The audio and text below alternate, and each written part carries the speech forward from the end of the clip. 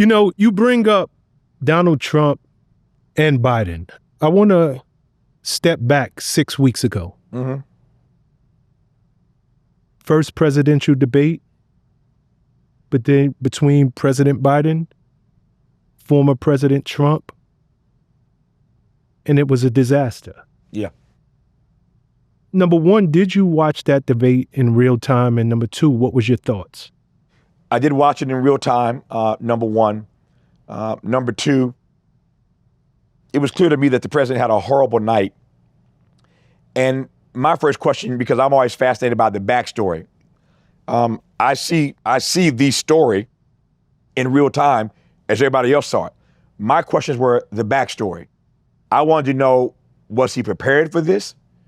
Was he over-prepared? Is there something wrong with him? Is he sick? I mean, I wanted to know, like, what led to that moment. I had the same kinds of questions when Barack Obama debated Mitt Romney. In that first debate, Mitt Romney cleaned his clock. Correct. Obama got rocked in that first debate with Mitt Romney. And I wanted to know, like, what led to such a poor performance?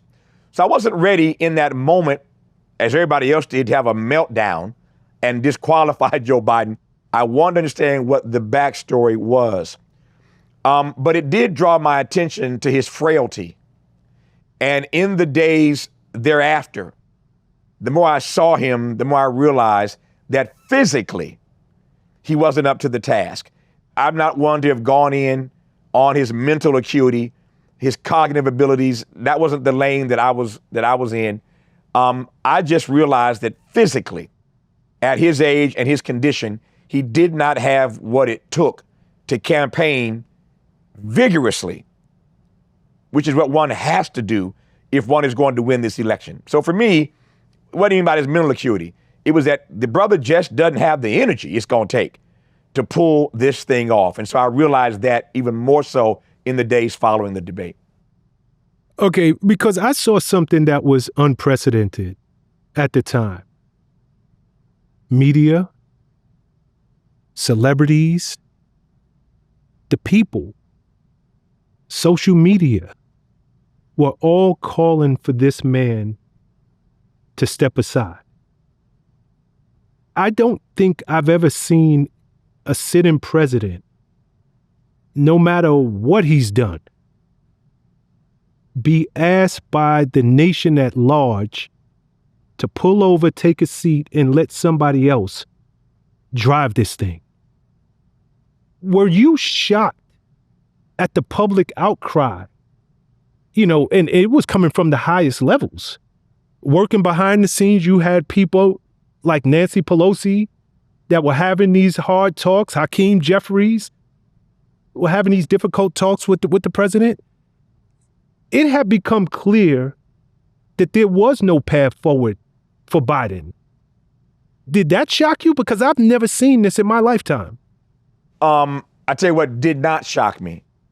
What did not shock me, and I so said on my national radio program, I said then, and I will say now, that in that moment, Democrats showed me once again how spineless they are, how milquetoast they are, how spaghetti back they are, the traitors that they can be. Democrats showed me in that moment how they eat their own. And I wasn't having it. And I went in on Democrats on my radio program for this particular reason or reasons. Number one, when did y'all figure out Joe Biden was old? Did you just not realize that the guy was old? He was old when you nominated him 4 years ago. He was old then. And it doesn't take a rocket scientist to know that if you nominate somebody at 77, they're going to be 81 when that term is over. Mm-hmm. So he was old when you nominated him. Y'all didn't realize that? That's number one. Number two, Joe Biden talked about being a transition candidate when you gave him the nomination. So why didn't y'all make him stay true to his promise to be a transition president? No, what you let him do was to renege on his promise to be a transition president. So that Joe Biden now is a renegger. He's a renegger. he reneged on his commitment to be a transition president, right? And the Democrats let him get away with it. Thirdly, if you thought he was too old then, why didn't you primary him? Nobody stood up to primary Joe Biden. No Democrat, no major Democrat stood up to primary him. Ted Kennedy did that against Jimmy Carter. It was a bloodletting. Jimmy Carter beat Ted Kennedy down, but Ted Kennedy at least put himself out there because he knew that Jimmy Carter was in some trouble. All right. Democrats put nobody up to run against Joe Biden. Either they knew he was old, they knew he promised to be a transition candidate, transition president, and they let him get away with it, changing his mind. Nobody says nothing. The guy runs, and all y'all Democrats vote for him. Now he's your nominee. And now all of a sudden, you want to turn on this man. I thought it was unfair to Joe Biden. It was unfair. It was beneath Democrats. I think the president deserved better. And none of that is to say that I believe he's the right candidate at the right time. I'm talking about the Democrats and the way they screwed this up. And then he has a meltdown in this debate, and everybody's pulling out their hair. When I watched CNN, at one point, I turned the channel to make sure I wasn't watching Fox. Because these Democrats, these progressives, they were having a heart attack. My boy Van Jones crying on CNN, crying again. There's Van crying.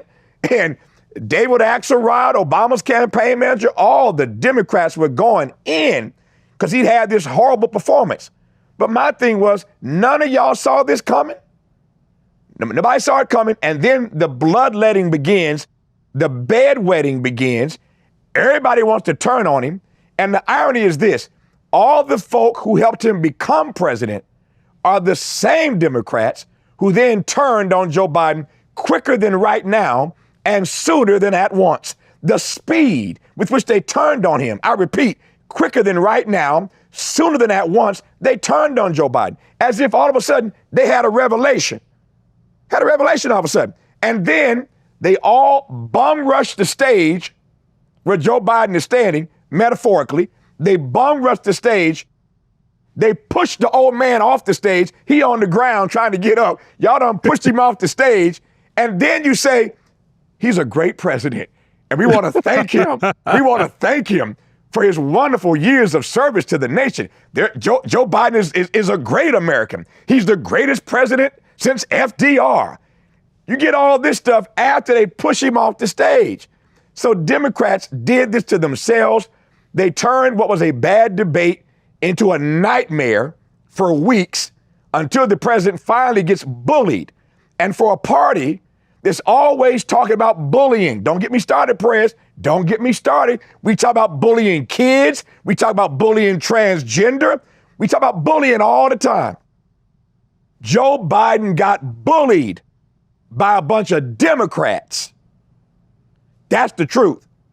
And the minute he's on the ground, feeble, trying to get up, then here come all these accolades about what a great president he is, what a great man he is, and we want to thank him for standing down. He didn't stand down. Y'all pushed him down. He did not stand down. He got pushed down. And so it would be laughable if it weren't so serious. But Democrats did Joe Biden in, and I hope that in the years to come, Democrats will have more foresight, more insight, not be so late trying to figure stuff out that puts Kamala Harris in a very difficult position. She got a very short window. She only had 2 weeks. Only had 2 weeks to do the vetting on her running mate. So she got a very short window to try to do the impossible. If she beats Donald Trump, this race, I believe, is still hers to lose. If she beats him, it'll be the miracle of all miracles. But I'll tell you this, if anybody can do it, a black woman can do it. If anybody can pull off a miracle like this, always bet on black. And if she's a woman, bet twice. Always bet on black. But to put her in this position in some ways is unfair, but I digress. You just said, you just preached the gospel, brother. You sound like me talking to my friends on the phone arguing because we all said the same thing. Yeah. Y'all didn't know this man was old. Mm-hmm. Y'all had no idea up into that night where the world saw him. This man getting old. Mm-hmm. He can't do this job no more. Mm-hmm. You just preach the gospel right there. Okay, whoa. And I love what you said, because once they knocked him down, first they tried to use the Jedi mind trick on good old Joe. He'd do the right thing. He's a patriot. That's it. Joe loves his country.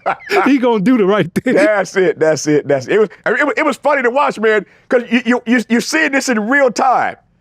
Y'all bully him, you beat him up, you knock him down, then you thank him for leaving the stage. Joe Biden's like, I didn't leave the stage. Y'all pushed me off. But I digress. Oh man. Okay. I think we can all agree it was a horrendous outing. The Democrats play so different than the Republicans, because if that had been Trump, before I move this thing on, if that had been Trump, I can guarantee you they would have said Trump had a bad night, and they would have started talking about what's ahead of him. Yeah. America would have forgot about that bad outing within 48 hours. Trump would not have acknowledged it. He would not have said anything in any way to make you think he had a bad outing, and he'd have just kept moving forward. So it's just amazing to me how everybody, as you just said, all of the Democrats turned against this man as though it was the end of the world, and they didn't see that this was at least a possibility. Yeah, and the thing is, to your point, not that you need my help to shore it up even more, but let me just add on to it. What you just said is not speculation. It's not speculation. One does not need to speculate. One just needs to look at the facts that are in front of us. Look at how the Republicans have rallied around Donald Trump with all the drama, all the convictions, all the allegations, all the cases, all the stolen documents, all,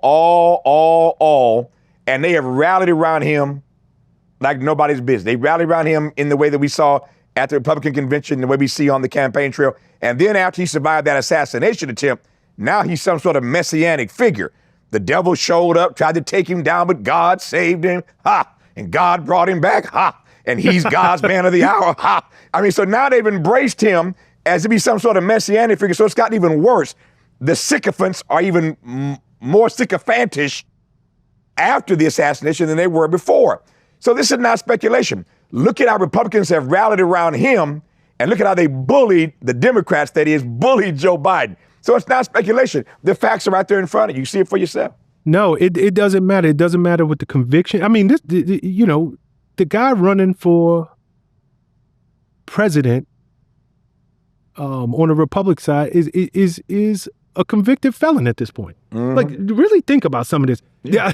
And I'm sure you saw the RNC right after the assassination attempt.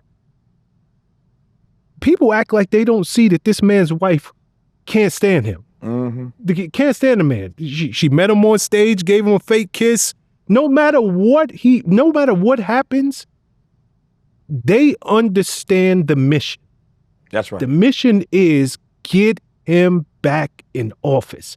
We don't care about him sleeping with a porn star. We don't care about hush money convictions. We don't care. What we care about is getting him back in office and making America great again. Mm-hmm. Simple as that. That's it. Okay. To your point earlier, when crap hits the fan, what does America do? They call on black people. Mm-hmm. Hence, our Democratic nominee for president, Kamala Harris. Biden steps down, endorses the first female vice president, in the U.S. Now she is the Democratic presidential nominee. How do you think that this plays out for her? She has just under 90 days to get the job done. She's starting out the gate like a rocket. Oh, yeah. She has reinvigorated this base. How do you see the next 90 days going? I should confess up front that as an unapologetic progressive, if there were an open primary, Kamala might not have been my first choice. But I hasten to add that if the choice is her or Donald Trump, and I do not believe that this is a binary election.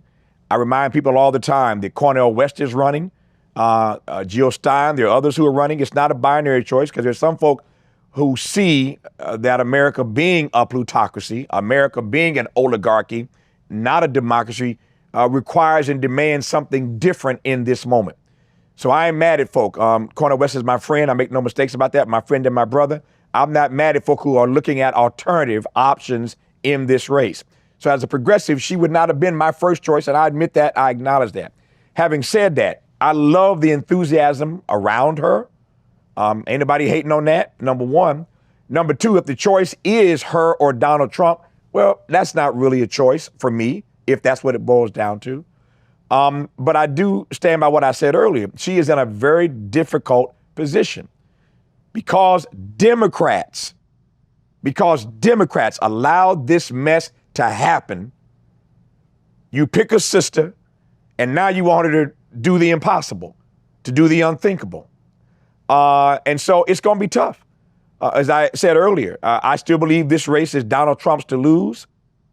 There's no doubt in my mind that she's going to wallop him in the popular vote, not unlike Hillary Clinton. She's going to smash him in the popular vote, but as you know, that ain't the one that counts. There you go. We could have a whole conversation about the Electoral College. I'm sick of it. I've been sick of it. We ought to do away with it. It may have been a decent idea then. It outlived its usefulness decades ago. If this is a democracy, then the person with the most votes ought to be the president. Correct. Very simple. So I have issues with the Electoral College, but that's the way we select the president. And at the moment, I don't see how she does it on the electoral map, even though she does it with the popular vote. Now, I've been living long enough at this point. You see the gray hair in my hair now. I've lived long enough to know that a day is a lifetime in politics, right?